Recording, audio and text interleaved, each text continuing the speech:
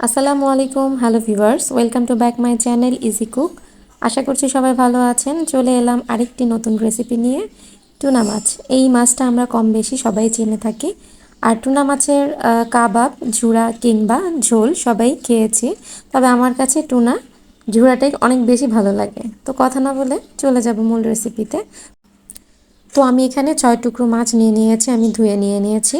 এখন আমি একটি হাঁড়িতে প্রয়োজন মতো পানি দিয়ে আমি এটা সেদ্ধ করে নেব। তো এখানে আমি প্রায় 1 কাপ পরিমাণ পানি দিয়েছি, সেই সাথে এখানে আমি হাফ চামচের মতো একটু হলুদের গুঁড়া দিয়ে দিব। হাফ চামচের থেকে কম দিয়েছি। আর একটু ভালোভাবে মিশিয়ে নিব। আর হলুদের গুঁড়াটা দিলে হয় কি, যে মাছটা দেখতে খারাপ লাগে না, এবং মাছে যদি এক্সট্রা কোনো গন্ধ থাকে সেটাও চলে যায়।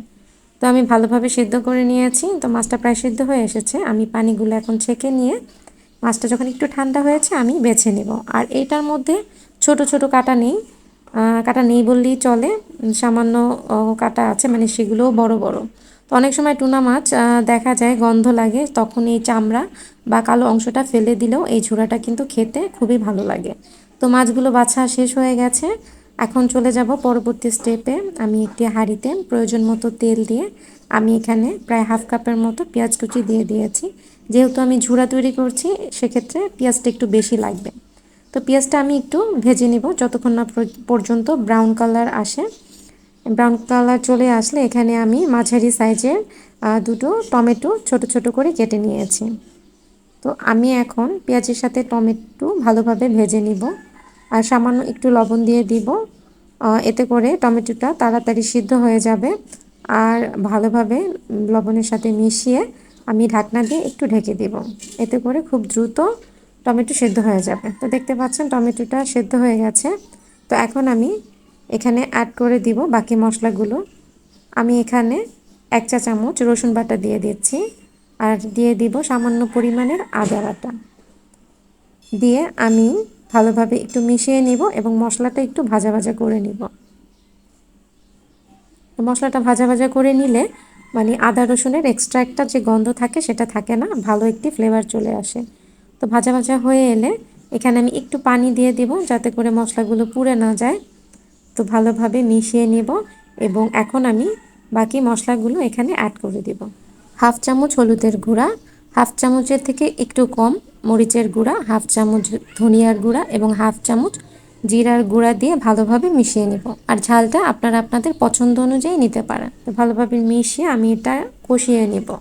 আমি প্রায় 2 থেকে 3 মিনিট এটা কষিয়ে নিয়েছি। যখনই উপরে এরকম তেল ভেসে আসবে তখনই বুঝে নিতে হবে মশলাগুলো কষানো হয়ে গেছে।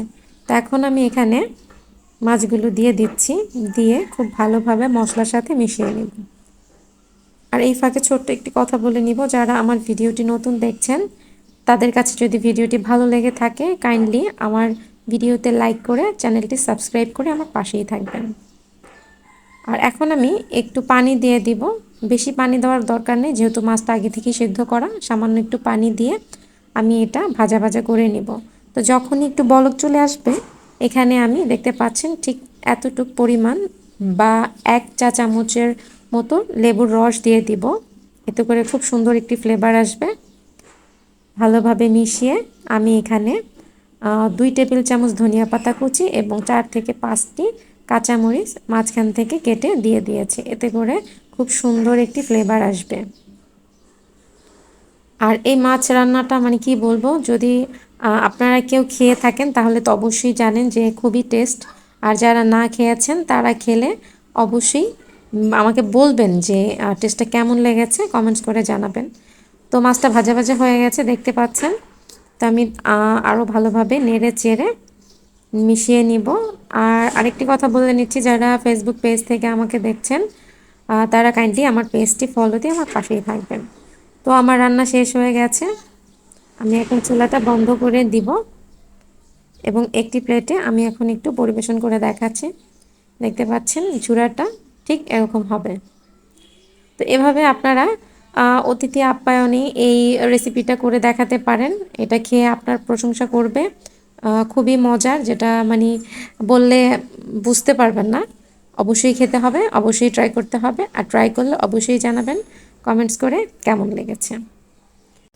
আর এই টুনা মাছ দিয়ে ঝুরা ছাড়া আরও অনেক ধরনের রেসিপি করা যায়, কাবাব তৈরি করা যায়, ভুনা করা যায়, বিভিন্ন ধরনের রেসিপি আছে। ইনশাল্লাহ সামনে নতুন নতুন রেসিপি নিয়ে আপনাদের সামনে হাজির হব।